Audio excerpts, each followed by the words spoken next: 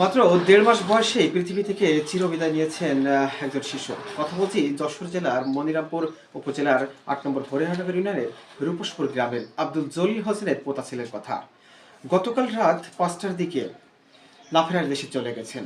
ছোট্ট এই শিশুর জন্য পুরো গ্রামবাসীতে বয়েছে শোকের মাতম। বিশেষ করে তার পরিবারের যেন কোনোভাবেই কান্নার আহাজারি থামছে না। এই যে ঘটনা আসলে একজন পিতার কাছে বা পিতামাতার কাছে সবচেয়ে আদরের জিনিস হয়ে থাকে তার সন্তান। তার পরিবারের শোকের ছায়া নেমে এসেছে। গত কিছুদিন আগে সাজিদ পাইপ লাইনের ভিতরে পড়ে মারা গেছেন। পুরো বাংলাদেশ কেঁপেছে। আজকেও তার ব্যতিক্রম কিছু নাই। প্রত্যেকটা সন্তান তার পিতামাতার কাছে কতটুকু গুরুত্বপূর্ণ সেটা একজন পিতামাতাই ভালো জানতে পারেন।